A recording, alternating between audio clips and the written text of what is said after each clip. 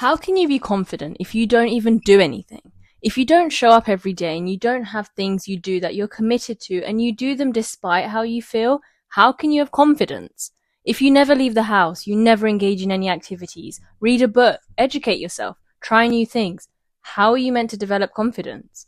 Then some opportunities come along, you're excited, you actually take the chance, and now you're frantically searching for that infamous confidence because without it, you have no idea how you're going to do it. Here's what I think. Finding confidence is doing the things you need to do and getting the reps in. Doing it over and over, then the confidence comes. Confidence is not a prerequisite. It starts with doing the things you're uncomfortable with, scared of, but doing it anyways. Your brain might tell you, no, don't do it. It's risky. It's dangerous. Because in some way, your brain thinks that failure is going to lead to some kind of death. But you need to not listen and take action anyways. If it's the right thing to do, it's the discipline to get the work done or go to the gym, then you need to do it regardless. Do that for 6 months, and then you'll find the confidence. Start small. Do the thing at least once a week. Do that for 2 to 3 weeks, and then bump it up to 2 to 3 days a week. Bump up the intensity or the time intervals. When you go out and do these things, yes, it's going to be scary, and you'll look silly because you've never done it before, but no one is looking at you. No one cares. You're not special. And that's great, because it means no one is watching your every second, talking about you and thinking about you. So you're free to do what you want, fail, try new things, and learn. Everyone is going out there with their own goals to improve themselves, with their own insecurities. So forget about what everyone else is doing and just look at what you are doing and where you're going. Don't worry, they're not looking at you. Do uncomfortable things until you're comfortable with them, or at least they don't bother you so much. Don't let your fears stop you from doing something or limiting you. If you're scared to go to the gym on your own, go today or tomorrow. Just go and do it. Break the cage and show yourself there's no limit. If you're scared of doing networking, just book it and go. Show up on your own. Even if you just stand there and don't talk to anyone, at least you went. That's the first step. Just don't let the fear of becoming uncomfortable or having the lack of confidence be the thing that stops you from living your life and dictate which paths you take. If you're scared of embarrassing yourself when you speak to someone new, you might say the wrong thing or make it awkward. So what? Let it be awkward. Just own it. Because you know what? They don't care. No one really cares or is thinking that deeply about it as you are. If you make it a big deal and create a whole event around it, it becomes a whole event. Or you could just let it be what it is and get on with what you have to do. Just go and talk to people when you need to. Or if that's too big of a step, start by just waving to people on a bus or coach passing by. Start small. Start somewhere where you can show up and just go from there. And just do it. Stop waiting for this magic pill to come. This magic solution or person to make everything better. It's your life. No one is going to live it for you. No one is watching you or judging you as hard as you judge yourself.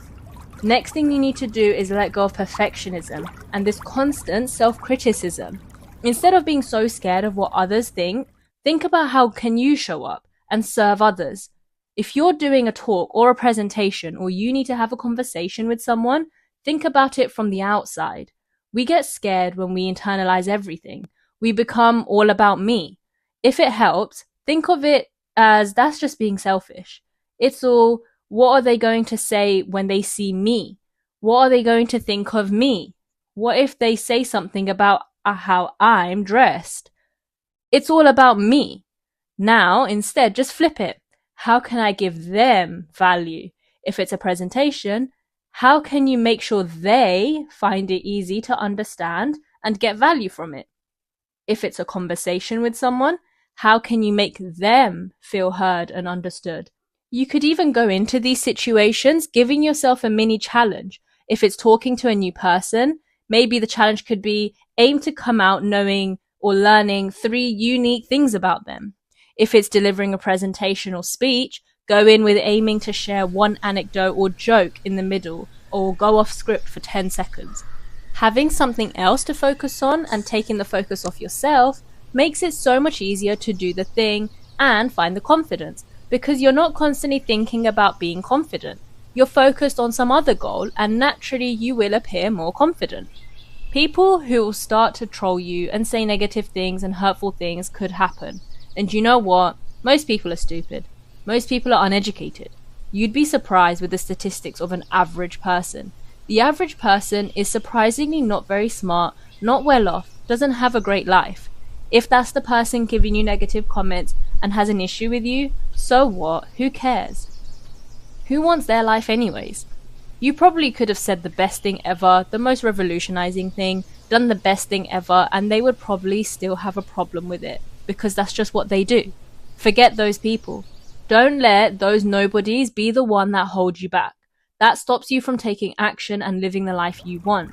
If you're too scared to do something and you still haven't done it, imagine if you had. Imagine if you did it a year ago, or 3 or 5 years ago. Who knows where you might be now? If you kept doing things that made you nervous or scared or uncomfortable, you'd be most certainly in a complete different place to where you are now. Your skills would be so sharp, you'd be pretty unstoppable because there's nothing standing in your way. Because you have developed the strong skill of giving things a go, trying things even when you're scared, not giving up, learning from it, and getting better each time. There are so many people out there I can guarantee who know less than you, who have less of an education than you, but who are doing more than you, making more money than you, giving off more to the world than you, and that's because they just got started and figured it out along the way. You don't have to know everything before you get started. Just start, you'll figure it out along the way. Most of the plans you make as a beginner anyways don't even go according to plan, so you might as well just start. You're going to mess up anyways, because you've never done it before. You need routines. If you want to be successful, you also need routines. You need structure. If you just wake up, don't make your bed, no skin routine. Now you just get up and go about reacting to whatever is happening around you. You go to work or whatever, and then when it's time to go to bed, you just scroll on your phone in bed. Then when it's getting way too late, then you might put the phone down and expect your brain to just turn off and be able to go to bed. After all that garbage you just put into your brain, how can you expect to become someone successful? Yeah, becoming successful doesn't just come from having a morning and evening routine, but having that structure sets you up for the entire day. With that structure, you're ready for sleep, you're going to be more nourished and ready to go about your day. If you can wake up and get some form of exercise, or if not, at least get sunlight into your eyes. Wake up and go outside for at least 10 minutes. If you can, get some movement in, even if it's just 10 minutes of walking.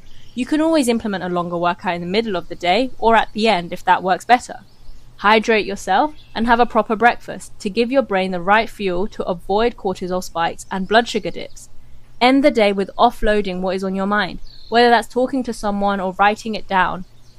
And then, no screens at least 1 hour before bed. Eat dinner 3 hours before going to bed and avoid sugary or salty snacks after dinner. Prioritize your self-care. This all counts as self-care. Self-care is not having a chocolate spa day, eating a bunch of snacks, having a bubble bath with candles and a bath bomb. Self-care, when it's just stuff that you want, is self-indulgence.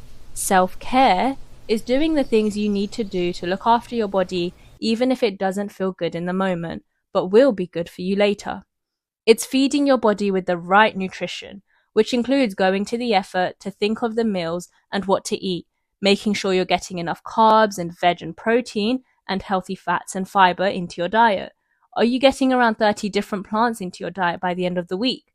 Then go out and buy the ingredients, putting the effort into cooking it and using everything and eating it. It's going to the gym and working out, or working out at home, even when you don't feel like it. That's self-care. Washing your body, cleaning your clothes, ironing and looking presentable, smelling good. This is having self-respect. If you don't show worthy of yourself, you're not groomed, you don't show your self-respect, you can't expect others to show respect to you. And this means you also need to have boundaries. Boundaries are also an act of self-respect. If you let people cross your boundaries, you're sending them the message that you don't have limits and people can do whatever they want around you. And no, it's not enough to just tell them your boundaries. You have to show them and follow them. If you don't want to go to night events or anywhere after 9 p.m., then when a friend calls and asks you to come out for the night and you agree, that's you showing you don't have the boundary. Instead, if you know that's what they'll ask, then maybe don't even respond or pick up the phone. Or if you do, let them know that, hey, I don't like to go out to night events anymore, but I'm happy to do something tomorrow if that works for you. People won't just follow the rules you say if it's just words. You need to show it through your actions. And that's how people will respect you. You need to show them you're worthy of respect and that you respect yourself and hold yourself to a high standard. And so if they want to be around you, they must follow the same. And lastly, you need to act like the person you want to be. Stop putting it off for later, for next week or tomorrow. Think, how would the ideal version of me act right now? The version of me who is successful, happy, has strong relationships, looks after her body and those around her, and respond to things in the way the highest version of me would respond. As you do this, you'll find you start molding into that person. And remember, everything happens for a reason. You are exactly where you are meant to be right now, and all the events that have happened to you were deliberate and were meant to happen to you. They're all just events. We put the value on them. We decide if it's a negative or positive event. For the bad that has happened, there was some good in there. And if you really can't see any good, then know that there was a lesson in there to learn. And at the very least, if we can't find anything, we can stand back and know that through this experience, we are being taught something. Our skills, our habits, or personality traits, something is being sharpened through it. Thank you for listening, and until next time, be intentional, protect your peace, and always show up for you.